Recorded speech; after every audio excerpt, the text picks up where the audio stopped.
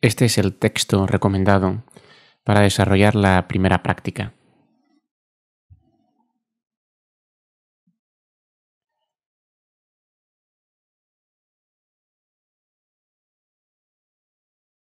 Problemas para escribir la historia de la psicología. La historiografía.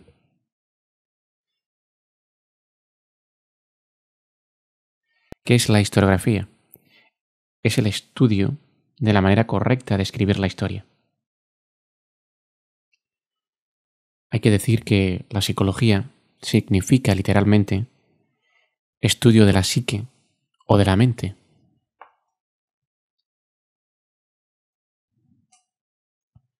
En nuestros días se inicia la historia de la psicología en el momento en que se convirtió en ciencia independiente.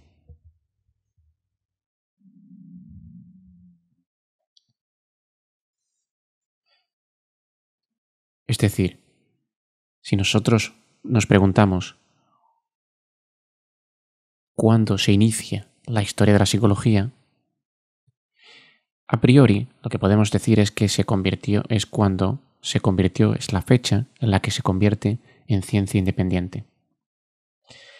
Pero resulta que esta relación entre historia de la psicología y el momento en que se convierte en ciencia, como decimos, una vez que se ha convertido en ciencia independiente, por tanto a partir de ahí se inicia la historia de la psicología, decimos que este planteamiento no es satisfactorio. Y no es satisfactorio por dos razones. En primer lugar, porque ignora el vasto legado filosófico. Y en segundo lugar, porque omite importantes aspectos de la psicología que no se incluyen en el terreno de la ciencia.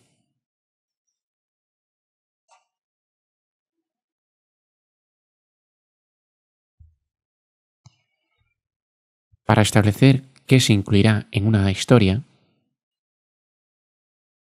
es importante, sumamente importante, que se siga el rastro de personas, ideas y hechos. Son esas personas, ideas y hechos los que han conducido a lo importante en el presente.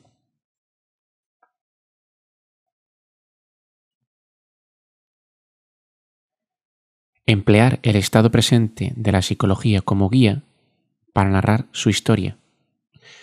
Esto entraña un gran peligro.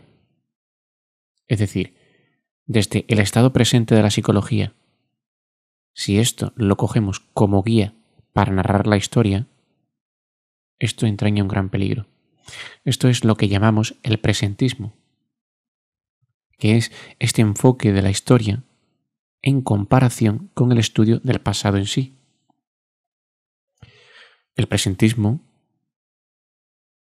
se opone o trabaja en una línea distinta de lo que se conoce como el historicismo,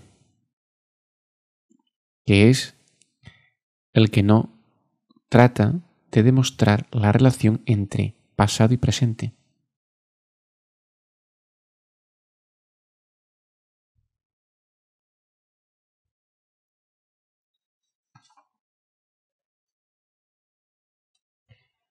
Pero vayamos a lo importante. ¿Qué es la ciencia? Vamos a pasar a definir ciencia. Y lo primero que tenemos que decir es que la ciencia surgió como vía para responder a preguntas acerca de la naturaleza. Es decir, la ciencia surge como una vía para responder preguntas acerca de la naturaleza. Y lo hace mediante un estudio directo. Es decir, no va a recurrir en este estudio directo, es la observación empírica. Pero la ciencia no va a recurrir a dogmas religiosos, autoridades del pasado, supersticiones, procesos de pensamiento abstracto, es decir, aquello que realmente se aleja de los sentidos y de la razón. Por eso, tenemos que decir que la máxima autoridad de la ciencia es la observación empírica. Por tanto, la ciencia surge como vía para responder preguntas acerca de la naturaleza y lo hace mediante un estudio directo de la misma, a través de la observación empírica. La ciencia entraña más que la observación. Tenemos que decir que no es solamente la observación empírica. No obtenemos los resultados de este trabajo de estudio única y exclusivamente a través de la observación. Estas observaciones deben ser, en primer lugar, ordenadas, clasificadas y, en segundo lugar, se deben señalar similitudes y diferencias frente a otras observaciones. Por tanto, como decíamos, estas observaciones, las observaciones empíricas, deben ser, en primer lugar, ordenadas y clasificadas. Y en segundo lugar, se deben señalar similitudes y diferencias frente a otras observaciones. Una vez que se han señalado similitudes y diferencia con otras observaciones, muchos científicos tratan de explicar aquello que han observado. Sería el siguiente paso.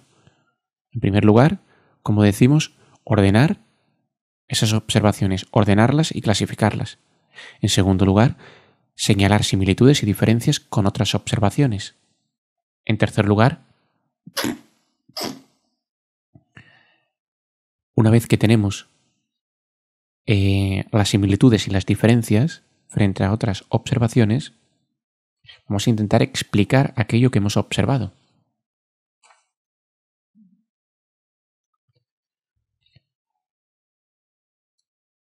La combinación de racionalismo y empirismo. La ciencia en su trabajo de estudio, combina dos métodos añejos para obtener conocimiento.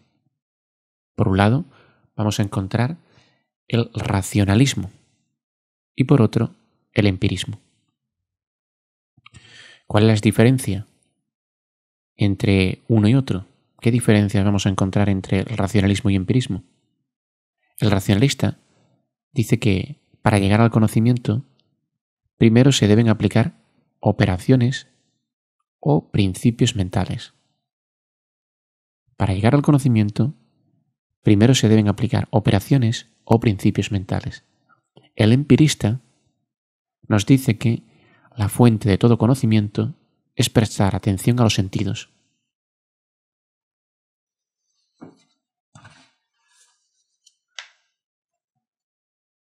Tras siglos de estudio, los científicos encontraron que el racionalismo y el empirismo, de manera independiente, no era de gran utilidad. Entonces, a partir de esto, la ciencia concluyó llevar a cabo una combinación de las dos posiciones, la empirista y la racionalista.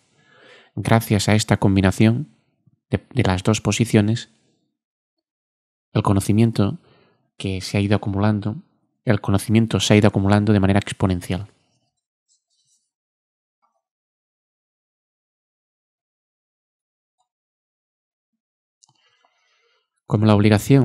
Como comentábamos antes, como la obligación, decimos, del científico debe ser encontrar el sentido de lo que ha observado, de lo que está estudiando, es, por tanto, necesario que dé una explicación. Para dar explicaciones, inexorablemente, lo que va a hacer es desarrollar teorías. Formula teorías. Lo que se conoce en este caso, en este campo, teoría científica. La teoría científica cumple dos funciones básicas. En primer lugar, ordenar las observaciones empíricas. Y en segundo lugar, sirve de guía para observaciones futuras. Esto va a generar las observaciones futuras, genera postulados confirmables. La teoría plantea supuestos que son comprobados por experimentos.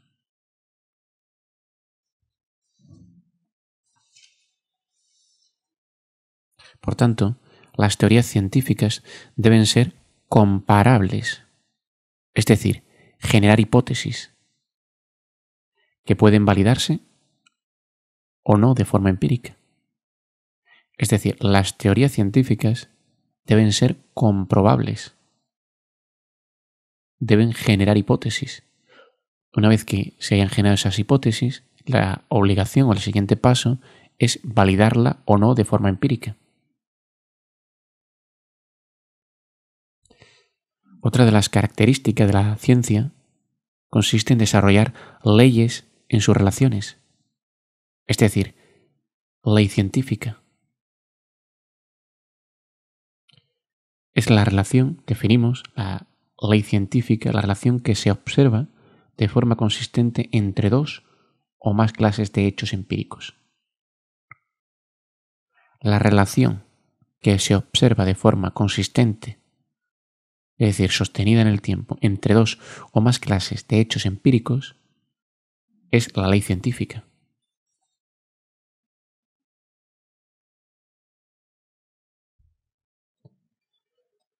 Observación pública. La ciencia no se ocupa de hechos privados o únicos,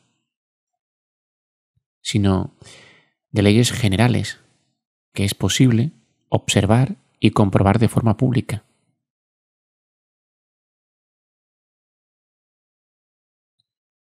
Decimos, la ciencia no se ocupa de hechos privados o únicos, sino de leyes generales.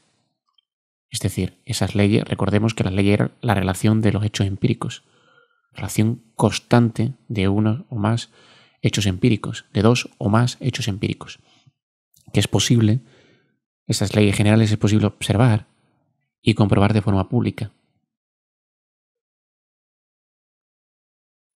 Las leyes científicas caben dentro de dos categorías generales: leyes de correlación y leyes de causalidad.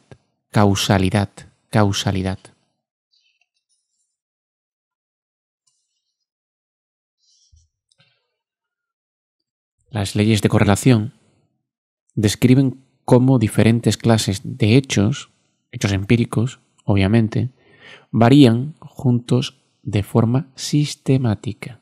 Es decir, se comportan como un sistema. Por tanto, leyes de correlación decimos que describen cómo diferentes clases de hechos empíricos varían juntos de forma sistemática. Un ejemplo de esto. Las calificaciones de las pruebas de inteligencia tienden a presentar una correlación positiva con las calificaciones pruebas de creatividad, las calificaciones obtenidas en las pruebas de creatividad. Ahora bien, con esta información solo es posible hacer predicciones. Es decir, tenemos las pruebas de inteligencia. Y las pruebas de inteligencia, el resultado de las mismas, tienden a presentar una correlación positiva con las calificaciones obtenidas en las pruebas de creatividad. Por tanto, en base al grado, al resultado de la prueba de inteligencia, podemos valorar el resultado que se obtendrá en las pruebas de creatividad. Por eso decimos y hablamos de predicciones. En base a las leyes de correlación solo se pueden hacer predicciones. Otra cosa son las leyes de la causalidad. Se mueven en un plano distinto, ya que especifica la relación causal de los hechos empíricos. Aquí se establece una relación causal de los hechos empíricos. Corresponde a una categoría más potente, porque no solamente puede predecir, sino que puede controlar. Es decir, vamos a poner un ejemplo. Si conociéramos las causas de una enfermedad, podríamos, por un lado, predecirla y, en segundo lugar, controlarla. ¿Por qué controlarla? Si evitamos que se presenten las causas de la enfermedad, se evitará que ésta se presente. Por tanto, tiene la capacidad de controlar. Las leyes de la causalidad pueden predecir y controlar.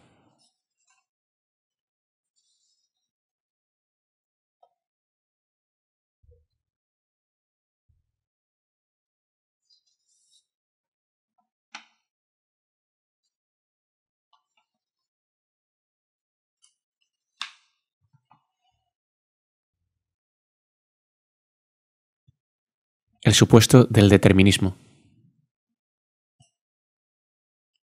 ¿Qué es el determinismo? ¿A qué se le llama determinismo?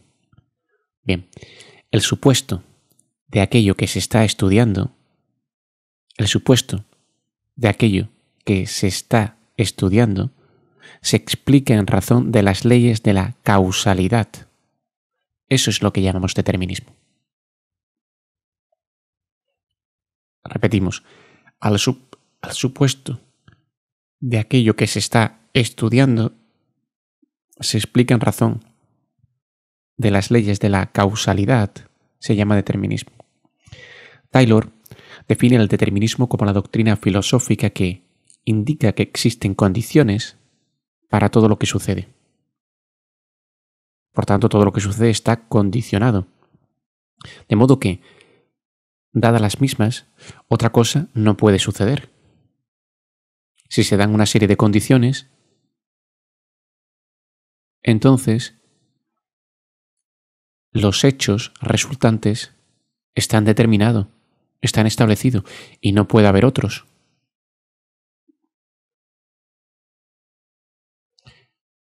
Por eso decimos que el determinismo presupone que todo lo que sucede está en función de un número finito de causas, y que si se conocieran esas causas, se podrían predecir con entera exactitud otro hecho.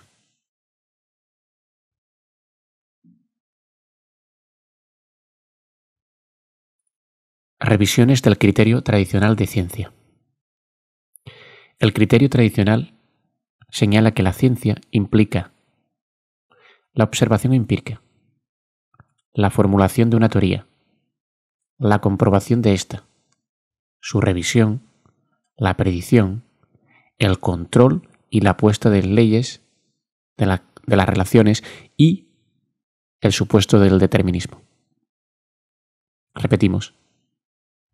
Observación empírica, la formulación de una teoría, la comprobación de ésta, su revisión, la predicción, el control y la búsqueda de leyes de las relaciones y el supuesto del determinismo.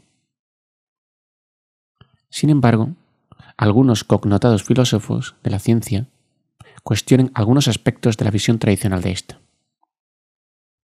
Entre ellos está Karl Popper.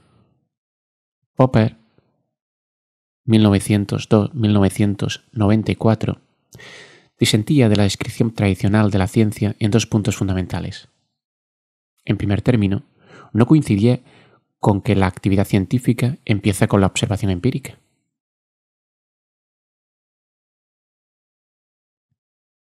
Según Popper, la visión añeja de la ciencia implica que los científicos divagan en torno a las observaciones que hacen y después traten de explicar lo que han observado. El problema lo expuso de la siguiente manera. Con un ejemplo. Hace 25 años, en Viena, traté de exponer este punto a un grupo de estudiantes de física cuando inicié una clase con estas instrucciones. Tomen papel y lápiz. Observen con cuidado y después escriban lo que han observado. Por supuesto que me preguntaron qué querían que observara. Por supuesto que la orden observen es absurda. La orden de observen es absurda. La observación siempre es selectiva. Requiere un grado, un objeto elegido, una tarea definida, un interés, un punto de vista, un problema. Esta situación, esta posición en la que se encontró Popper, este experimento, que Popper llevó a cabo con sus estudiantes de física sirve para evidenciar lo que estamos comentando. Luego entonces, en opinión de Popper, la actividad científica se inicia con un problema, detectar un problema, y este determina lo que observarán los científicos. Por tanto, tenemos el problema y vamos a focalizar la atención en ese problema. El paso siguiente consiste en proponer soluciones al problema, es decir, elaborar conjeturas, y de ahí tratar de encontrar fallas en las soluciones propuestas, lo que se conoce como refutaciones, refutar esas hipótesis.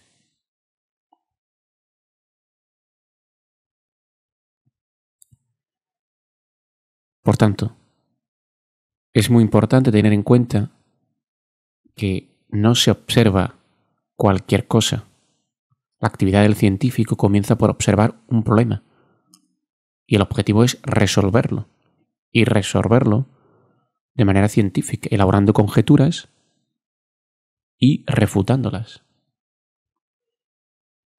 ¿Qué es el principio de refutabilidad o falsabilidad?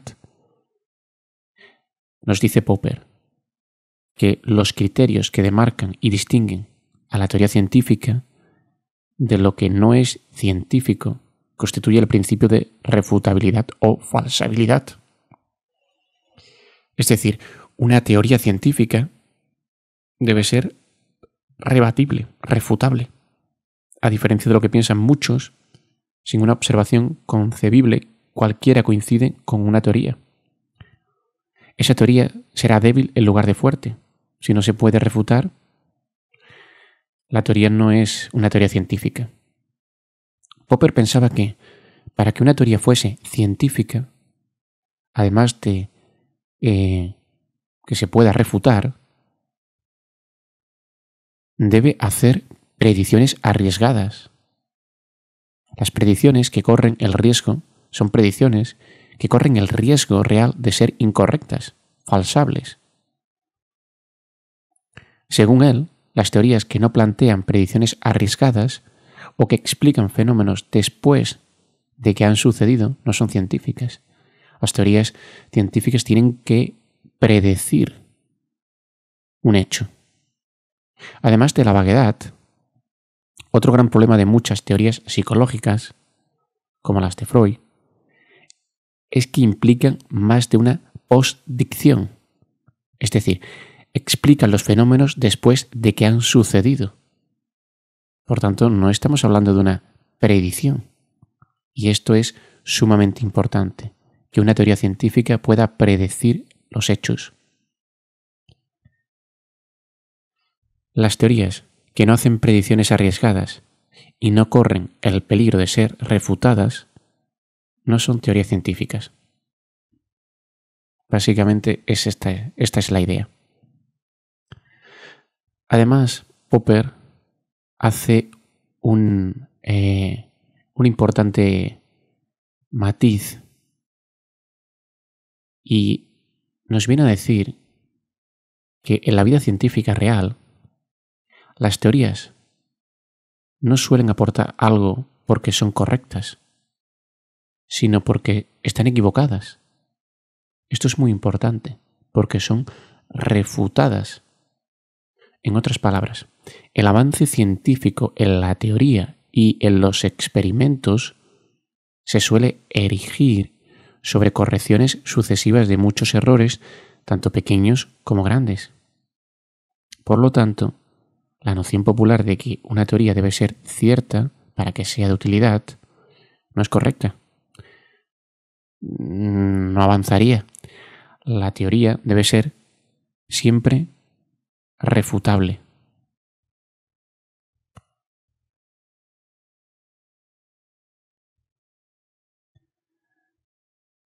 Thomas Kuhn, Thomas, y el apellido es K de kilo UHN.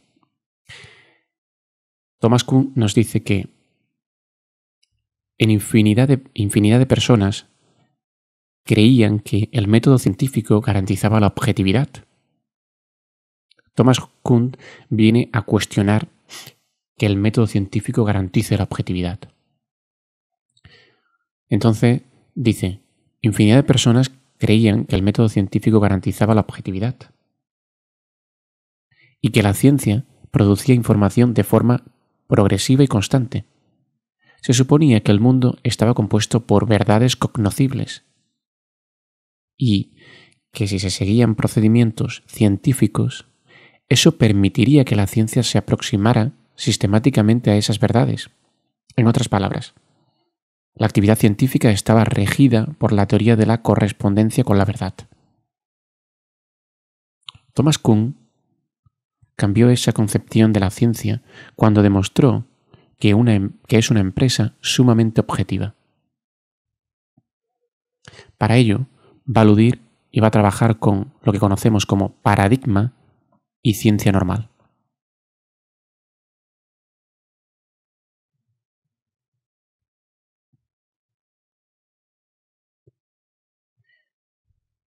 Según Kuhn, en las ciencias físicas, la mayoría de los miembros de la ciencia suelen compartir un punto de vista. El paradigma es lo que llamamos el paradigma. Por ejemplo, en la física o la química, la mayoría de los investigadores comparten un conjunto común de supuestos o creencias respecto a su materia. Kuhn usa el término paradigma para referirse a un punto de vista. Una vez que se ha aceptado el paradigma, las actividades de quienes lo han aceptado solo serán cuestión de explorar las implicaciones del mismo. Kuhn empleaba el término ciencia normal para referirse a esas actividades. La ciencia normal ofrece lo que Kuhn calificaba como una operación de absorción del paradigma. Cuando los científicos se sujetan a un paradigma, exploran a profundidad los problemas que éste define y emplean las técnicas que el paradigma sugiere para explorar esos problemas.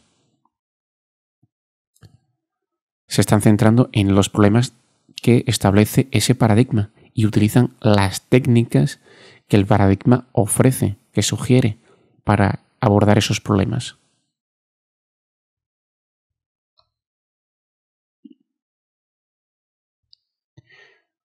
Luego entonces, un paradigma establece cuál será el problema de la investigación y cómo se buscará la solución al mismo.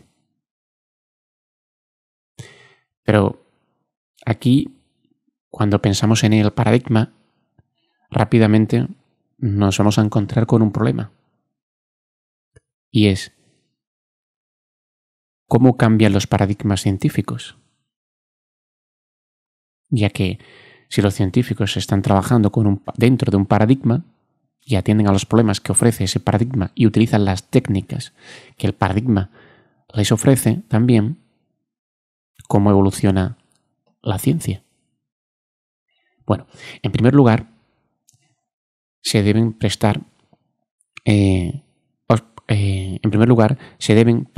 observaciones persistentes que no puedan explicar un paradigma que es aceptado actualmente. Se dice que estas son anomalías, es decir, nos vamos a encontrar con anomalías. Y son observaciones, nos vamos a encontrar con observaciones persistentes que no se pueden explicar en el paradigma.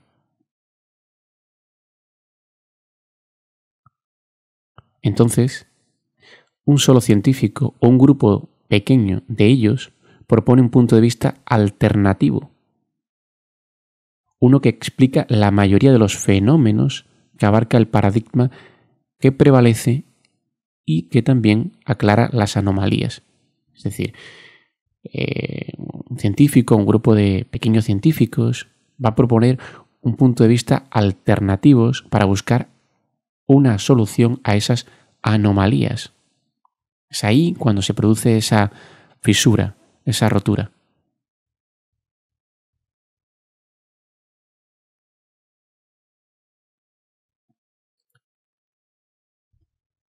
Vamos a hablar ahora de las etapas del desarrollo científico. Según Kuhn, antes de que se desarrolle un paradigma, la ciencia, por lo normal, pasa por una etapa preparadigmática, durante la cual existen varios puntos de vista que compiten. Esta competición, estas circunstancias, perdurarán hasta que una de las escuelas triunfa, hasta que una disciplina se impone a la otra. Derrotada a las competidoras, se convierte en el nuevo paradigma. En este punto, la disciplina se vuelve ciencia. Es decir, ha vencido una escuela, una disciplina ha vencido a las otras y por tanto pasa a ocupar la posición de ciencia y se inicia, por tanto, se va a iniciar, como es lógico, se inicia el periodo, lo que se llama el periodo de la ciencia normal, el nuevo paradigma. La ciencia normal que genera el paradigma dura hasta que se ha desplazado por otro nuevo.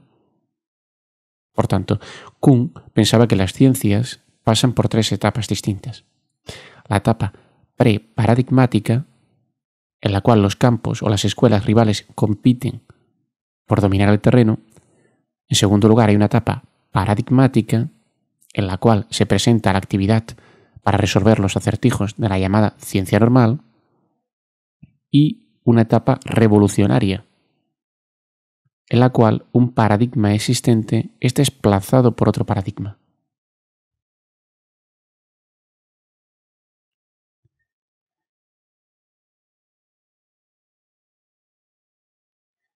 Bien, y esto de los paradigmas, podemos pensar, ¿qué tiene que ver con la psicología? Bueno, se ha descrito a la psicología como una disciplina preparadigmática, porque no posee un solo paradigma ampliamente aceptado, sino varias escuelas o campos que compiten y existen al mismo tiempo. Por ejemplo, en la psicología actual encontramos campos que se clasifican como el conductista, el funcionalista, el cognitivo, el psicobiológico, el psicoanalítico, el evolucionista y el humanista. Hay quienes consideran que esta situación preparadigmática es negativa y insisten que la psicología está preparada para sintetizar sus nuevos elementos en un paradigma unificado. Otros psicólogos, por el contrario, no consideran que la psicología sea una disciplina preparadigmática y sostienen que es una disciplina que incluye, y tal vez siempre ha incluido, varios paradigmas que coexisten. Estos últimos psicólogos consideran que es sano, productivo y tal vez hasta inevitable que coexistan varios paradigmas en la psicología porque ésta estudia a los humanos.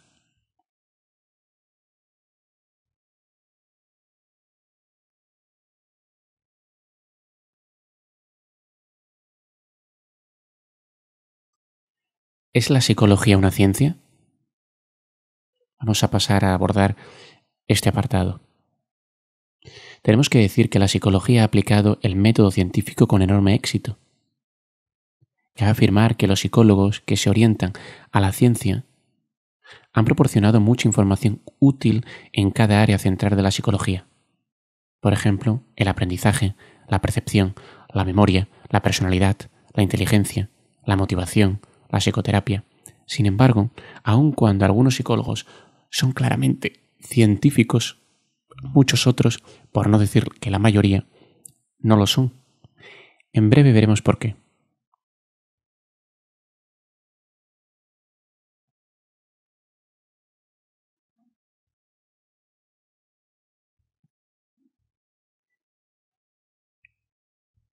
Los psicólogos orientados a la ciencia están dispuestos a aceptar el determinismo cuando estudian a los humanos. Si bien todos los deterministas piensan que todas las conductas se deben a una causa, existen diferentes clases de determinismo. Por ejemplo, el determinismo biológico subraya la importancia de las condiciones psicológicas o las predisposiciones genéticas para explicar la conducta. Por ejemplo, los psicólogos evolucionistas sostienen que gran parte de la conducta humana, así como la de otros animales no humanos, refleja las disposiciones heredadas de nuestro largo pasado evolutivo. Por otro lado, el determinismo ambiental subraya la importancia que los estímulos del entorno tienen para determinar la conducta.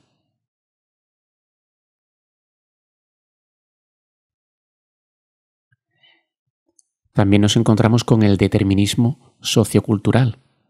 Es una forma en cierto modo, es una forma de determinismo ambiental. Pero en lugar de subrayar los estímulos físicos que producen la conducta, hace hincapié en las reglas, los reglamentos, las costumbres y las creencias culturales o sociales que rigen la conducta humana. La cultura determina, en gran medida, lo que se considera deseable, indeseable, normal y anormal. Luego entonces, actúa como un potente determinante de la conducta. Ahora bien, aun cuando los deterministas suponen que la conducta es producto de varias causas, por lo general coinciden en que es prácticamente imposible conocer todas las causas. Cuando menos, dos razones explican esta limitación. En primer lugar, la conducta normalmente es producto de muchas causas. La conducta, rara vez, si es que alguna, es causa por un único hecho, ni tampoco por unos cuantos, ni siquiera por unos cuantos.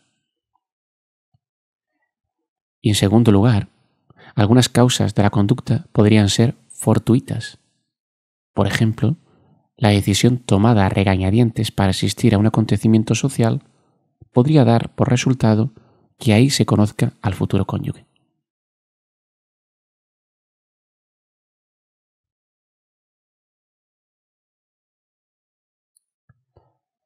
Las circunstancias fortuitas no son predecibles respecto de la vida propia, pero cuando suceden, son relacionadas causalmente con esa conducta.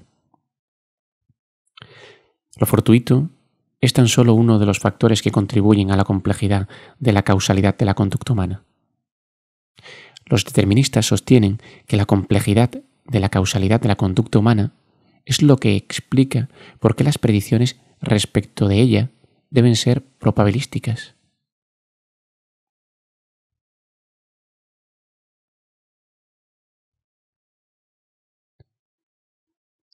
El determinismo biológico, el ambiental y el sociocultural tienen en común que los determinantes de la conducta que subrayan se pueden medir directamente.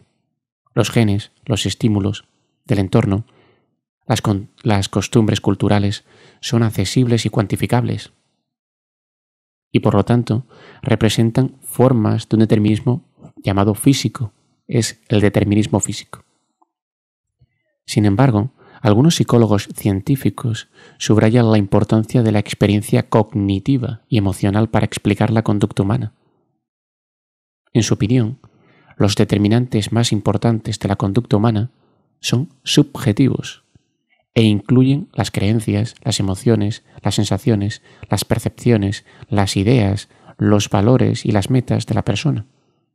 Estos psicólogos subrayan el determinismo psíquico en lugar del físico.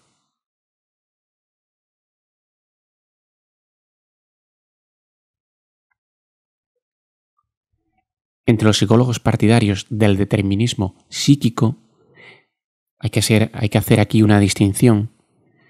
Están aquellos que destacan la importancia de los hechos mentales de los que somos conscientes y aquellos que, como Freud, por ejemplo, subrayan la importancia de los hechos mentales de los que no estamos conscientes. Además de aceptar alguna clase de determinismo, tenemos que decir que los psicólogos científicos también buscan leyes generales, formulan teorías y emplean la observación empírica como la máxima autoridad para juzgar la validez de esas teorías. Por tanto, a la luz de esto, debemos decir que la psicología, como la ejercen estos psicólogos, es definitivamente científica, pero no todos los psicólogos coinciden con sus supuestos y métodos.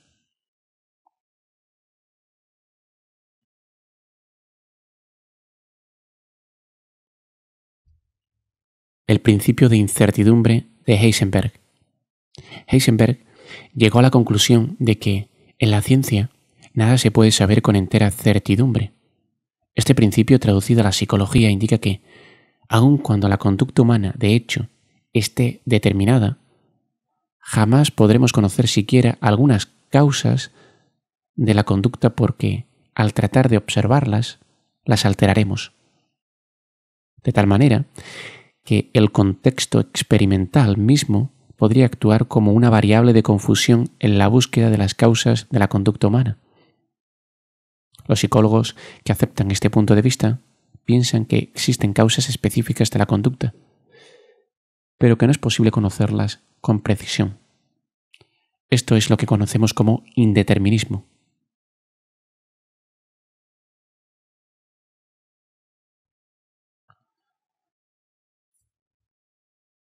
Ahora vamos a hablar del no determinismo. Hemos hablado hace un momento del indeterminismo. Del determinismo, indeterminismo, y ahora vamos a hablar del no determinismo. Algunos psicólogos rechazan enteramente la ciencia como vía para estudiar a los humanos. Estos, que por lo habitual trabajan con un paradigma humanista o existencial, nos dicen que hay una creencia, entre aquellos psicólogos que rechazan enteramente la ciencia como vía para estudiar a los humanos, hay una creencia en el grupo que nos dice que, en opinión de este grupo, la conducta es elegida con libertad. Hay una creencia con respecto a la conducta que establece que es elegida con libertad y, por lo tanto, es independiente de las causas físicas o psíquicas. Esta creencia en el libre albedrío es contraria al supuesto del determinismo y, por lo tanto, el trabajo de estos psicólogos no es científico. Esta posición se llama no determinismo.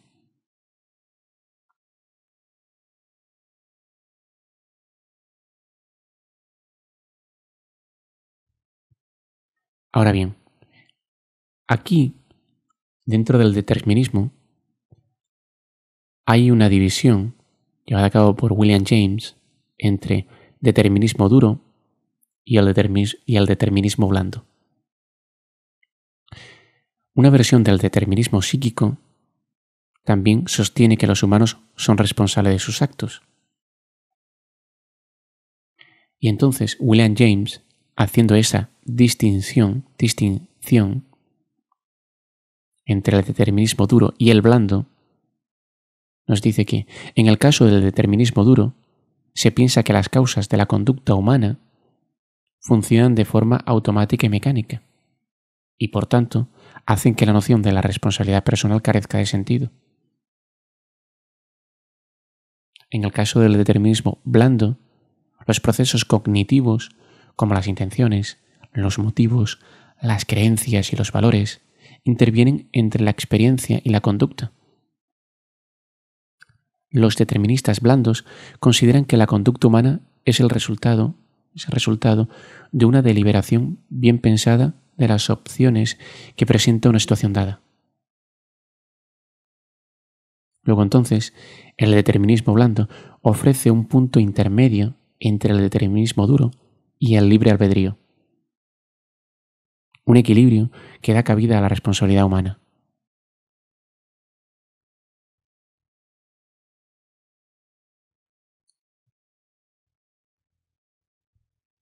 Preguntas persistentes de la psicología. Las preguntas que la psicología está tratando de responder suelen ser las mismas que ha intentado responder desde su inicio. En muchos casos, lo único que ha cambiado son los métodos para lidiar con esas preguntas persistentes. Hemos visto una de las preguntas persistentes de la psicología. ¿Es la conducta humana producto del libre albedrío o está determinada? En la siguiente sección repasaremos otras preguntas persistentes.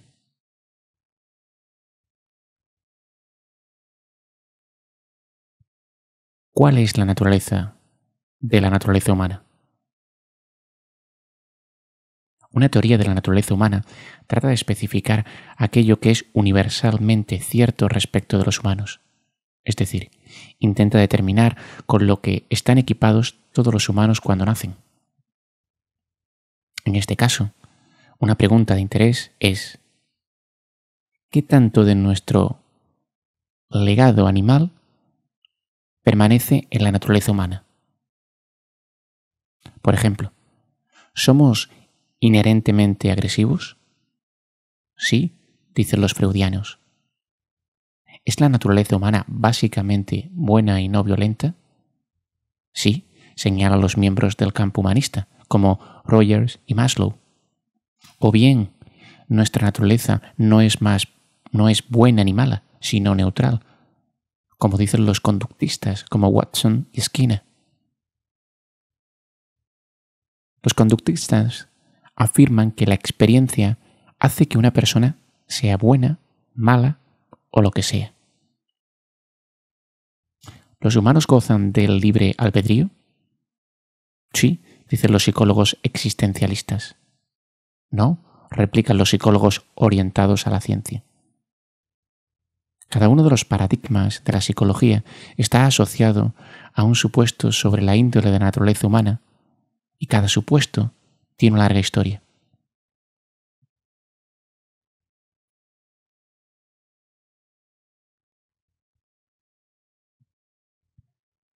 Otra pregunta es: ¿qué relación existe entre la mente y el cuerpo? La pregunta de si existe una mente o no, y si existe, cómo está relacionada con el cuerpo, es tan antigua como la psicología misma.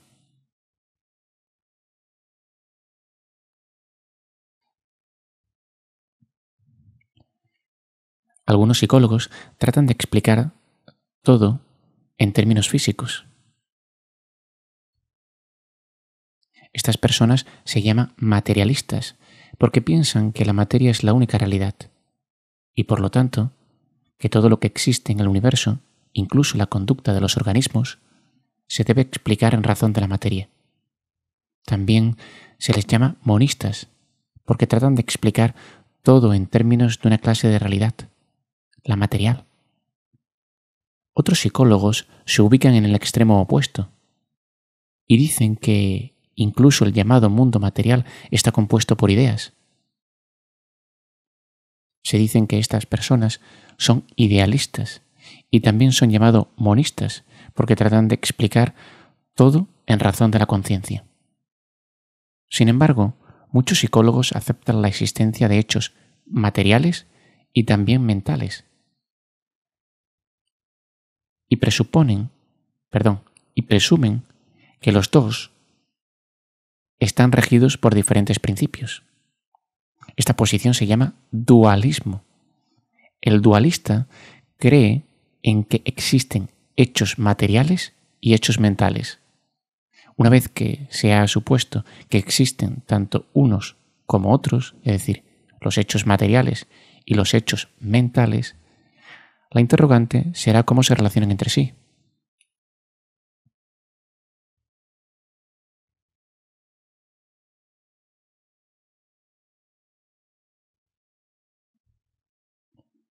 Clases de dualismo. Una forma de dualismo, llamada interaccionismo, sostiene que la mente y el cuerpo interactúan.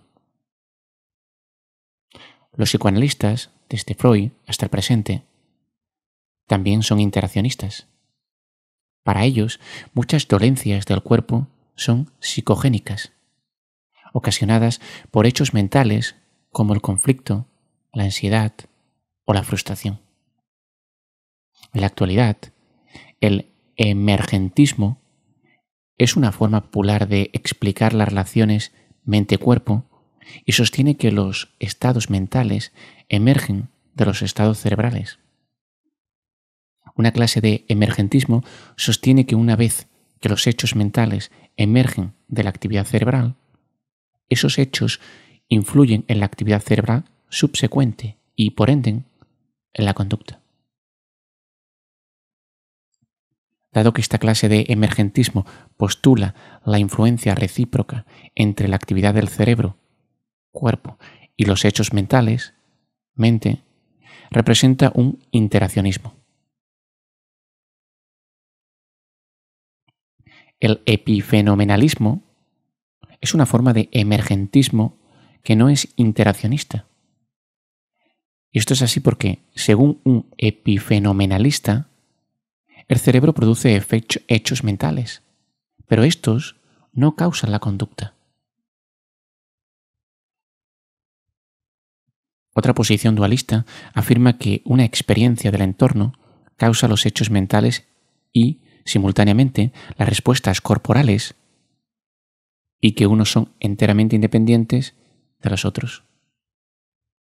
Esta posición se conoce como paralelismo psicofísico. Es decir, es una posición dualista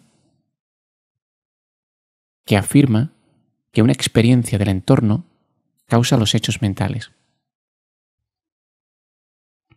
Otra posición dualista, llamada doble aspectismo, afirma que una persona no se puede dividir en mente y cuerpo, sino que es una unidad que experimenta los hechos fisiológicos y los mentales de forma simultánea. Así como la cara y la cruz son dos aspectos de una misma moneda. Así los hechos mentales y los fisiológicos son dos aspectos de una misma persona. Todas estas posiciones respecto al problema mente-cuerpo están representadas en la historia de la psicología.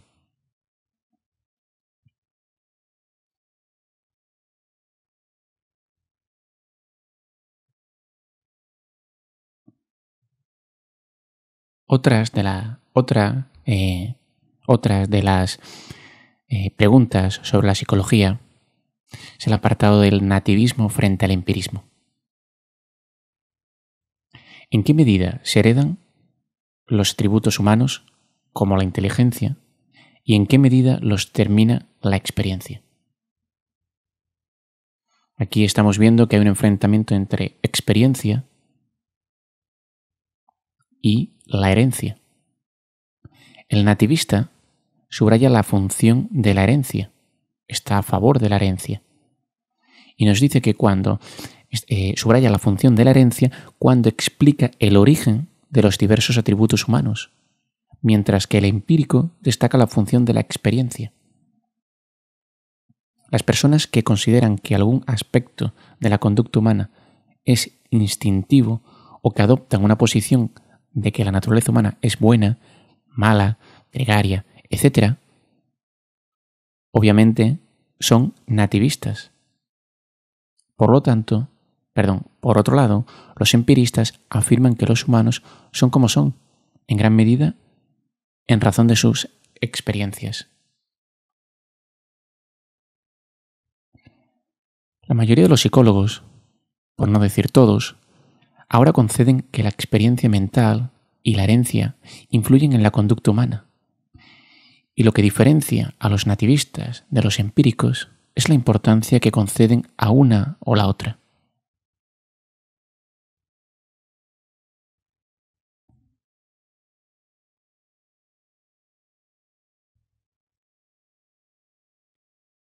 Mecanicismo frente a vitalismo. Otra interrogante que persiste en la historia de la psicología es si la conducta humana se puede explicar enteramente en términos de leyes mecánicas. Según el mecanicismo, la conducta de todos los organismos, incluso los humanos, se explica de la misma manera que se explica la conducta de una máquina cualquiera, en términos de sus partes y de las leyes que rigen esas partes. Para el mecanicista, explicar la conducta humana es como explicar la conducta de un reloj. En cambio, según el vitalismo, la vida no se reduce enteramente a las cosas materiales y las leyes de la mecánica. Los seres vivos contienen una fuerza vital que no existe en los objetos inanimados. En la antigüedad se decía que esta fuerza era el alma, el espíritu o el hálito de vida, y cuando abandonaba el cuerpo se producía la muerte. El debate mecanicismo-vitalismo ocupa un lugar prominente en la historia de la psicología.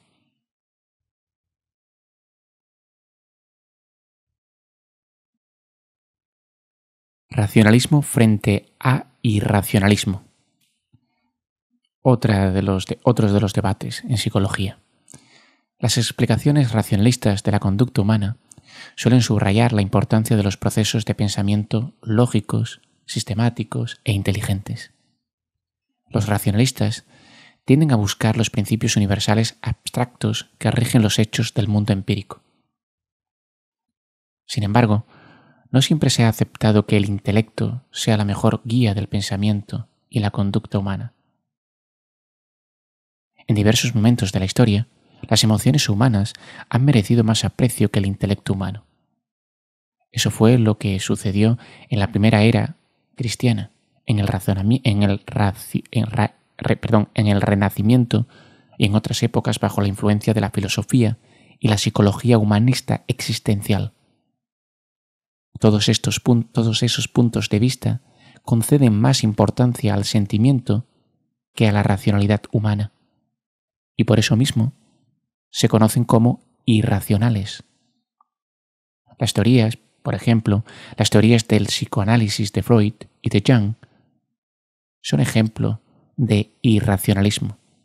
Y esto es así porque afirman que las verdaderas causas de la conducta son inconscientes y por ende es imposible ponderarlas de forma racional.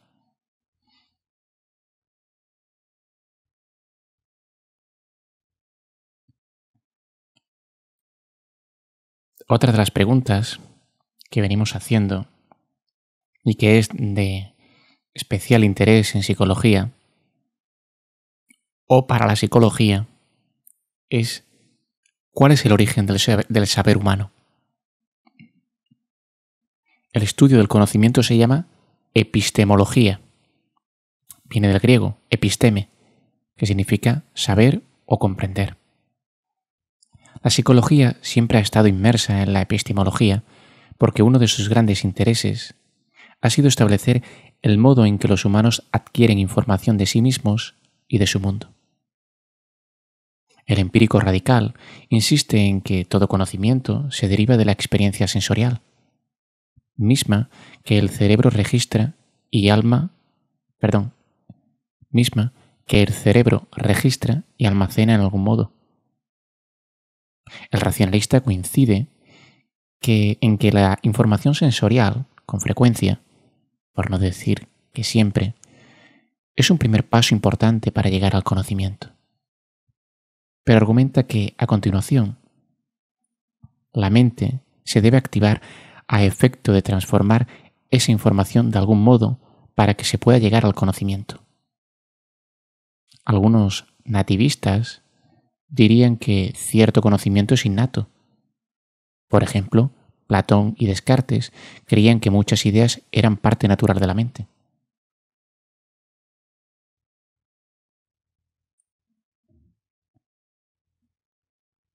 Para contestar a las interrogantes epistemológicas, los empíricos postulan que existe una mente pasiva, la cual representa las experiencias físicas como imágenes mentales, recuerdos y asociaciones. Sin embargo, los racionalistas postulan que existe una mente activa que transforma los datos de la experiencia en forma importante. Tal como se considera que la mente pasiva representa la realidad material, así también se piensa que la mente activa es un mecanismo que ordena, pondera, comprende y valora la realidad material.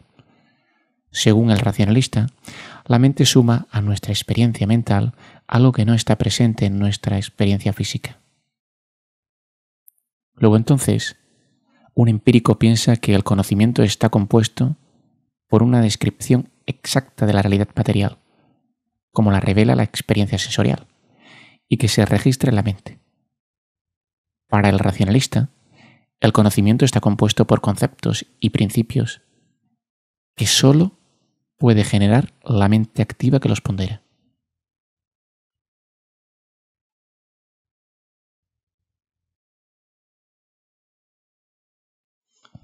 la realidad objetiva frente a la subjetiva. La diferencia entre lo que tiene una presencia física real, realidad, lo que se llama o lo que llamamos realidad material u objetiva, y lo que de hecho experimentamos con la mente, realidad subjetiva o de fenómenos, ha sido tema de polémicas. Ha sido un tema de polémicas. Algunos aceptan el realismo ingenuo y dicen que lo que experimentamos con la mente es exactamente igual a lo que está presente de forma física. Sin embargo, muchos otros dicen que siempre se pierde o se gana algo cuando la experiencia física se traduce a la fenomenal. La interrogante importante es, dado el hecho de que existe un mundo material y uno psicológico, ¿qué relación existe entre los dos? Una pregunta relacionada es, dado que todo lo que podemos experimentar de forma directa se remite a nuestra propia realidad subjetiva, ¿cómo podemos conocer algo del mundo material? Aquí nos topamos con el problema de la reificación o de la tendencia a pensar que, como algo tiene nombre, también tiene existencia independiente. A lo largo de la historia de la humanidad, se han concebido entidades como las almas, las mentes, los dioses, los demonios, los espíritus y los seres, y después se ha asumido que existen. Por supuesto que en tiempos más recientes han surgido procedimientos que permiten establecer si las entidades imaginadas tienen referentes en el mundo empírico. Como hemos visto, la teoría científica trata de correlacionar las palabras y los símbolos con las... Como hemos visto, la teoría científica trata de correlacionar las palabras y los símbolos con las observaciones empíricas. Sin embargo, en el caso de la reificación, simplemente se supone que existe la relación entre lo imaginario y lo real.